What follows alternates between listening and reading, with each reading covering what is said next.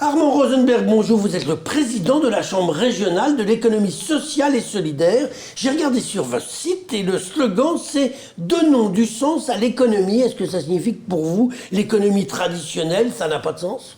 Ah non, ça veut dire que l'économie, ça peut avoir du sens. Vous savez, on dit souvent il faut que l'économie soit au service de la société.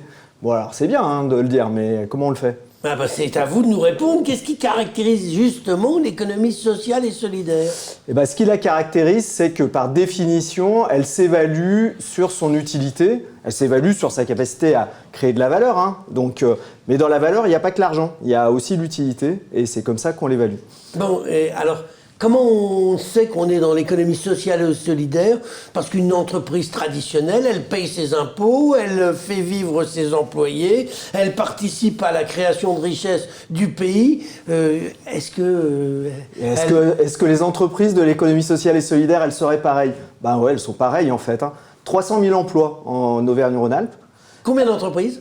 Eh ben écoutez, 30 000. Alors c'est quoi si je monte une entreprise, j'ai qu'à dire je suis social et solidaire ou alors il faut répondre à certains critères?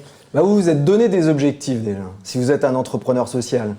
Si vous allez créer de la richesse, pour faire de l'excédent. Moi je dirige un groupe qui a une croissance de 10 à 20% chaque année, qui a 600 salariés. Et ça arrive pas comme ça. Il faut avoir généré un peu de ressources pour pouvoir se développer. Il faut payer son innovation, il faut couvrir son fonds de roulement.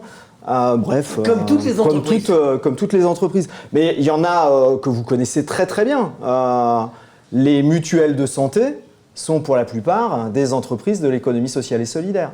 Elles se sont inventées au moment de la révolution industrielle.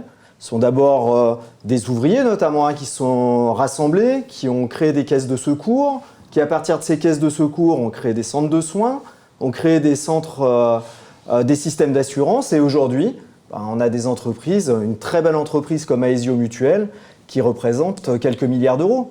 Donc c'est pas que du confidentiel, mais c'est aussi il y a plus quand même de petites entreprises que de grandes entreprises. Oui, d'ailleurs, comme dans l'économie en général, si vous regardez bien.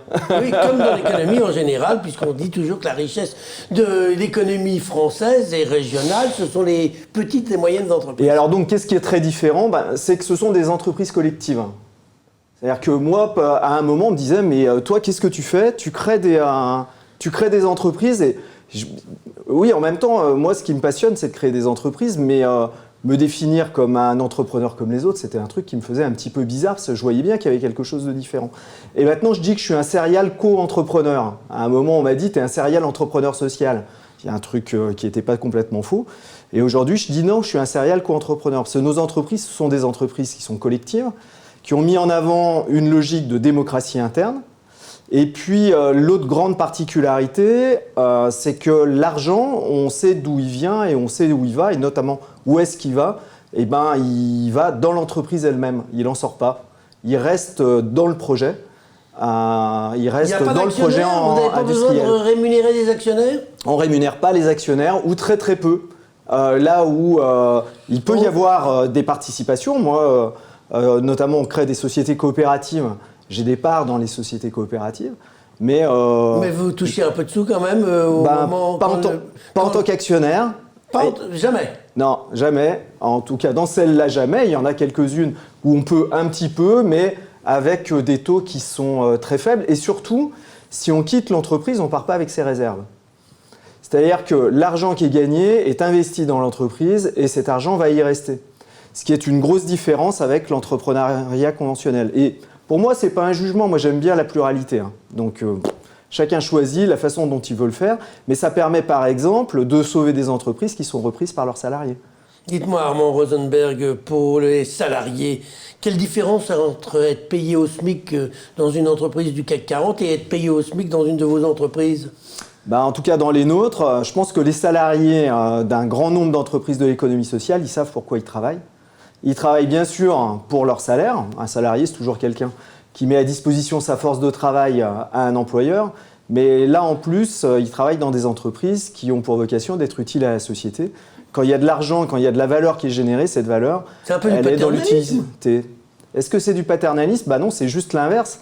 Le paternalisme, c'est du haut vers le bas avec un qui est le dirigeant de tous les autres. Et là, on est dans l'autre sens. On est du bas vers le haut avec une dynamique collective. Dites-moi, Armand Rosenberg, est-ce que la nouvelle majorité écologiste est plus sensible que ses prédécesseurs à vos actions et à votre existence?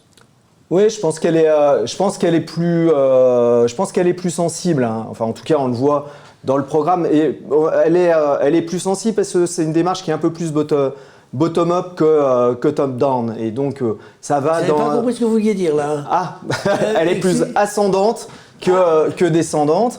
Mais en ça, elle exprime un mouvement de la société et qu'on ne trouve pas que chez les écologistes, d'ailleurs. Mais elle est particulièrement forte là. Armand Rosenberg, quel rôle spécifique joue votre chambre régionale? Est-ce que finalement les chambres de commerce traditionnelles ne sont pas là pour faire ce que vous faites? Vous avez raison, ça ressemble beaucoup, hein. Sauf que on ne rassemble pas tout à fait les mêmes entreprises. Nous, on rassemble les coopératives, les mutuelles, les associations, les fondations, ce qui n'est pas exact. Qui sont aussi liés avec les CCI. Ouais, mais je pense que les CCI défendent la diversité, donc nous, c'est ce qu'on fait vivre. Et on affirme un projet qui ne fonctionne pas exactement de la même façon dans l'entreprise. Avant de nous quitter, juste un petit mot. Est-ce que ça se développe, l'économie sociale et solidaire? On en parle de plus en plus, mais est-ce qu'en fait, c'est pas quelque chose qui existe depuis toujours et que l'on baptise simplement, mais qui ne se développerait pas plus que d'autres? Non seulement ça se développe, mais ça accélère. 8% de croissance de l'emploi pour les chiffres qu'on a là, qui vont pas jusqu'en 2020. Vous savez que l'outil statistique ne permet pas tout à fait de le faire. Et puis un chiffre que j'aime bien en ce moment, qui est près de 50% des jeunes de 18 à 26 ans qui s'intéressent à l'entrepreneuriat social. Effectivement, ça semble être une bonne chose, au moins pour l'avenir, puisque vous aurez moins de problèmes peut-être que d'autres entreprises pour trouver des salariés, des collaborateurs dans l'avenir. Armand Rosenberg, je vous remercie. Merci à vous.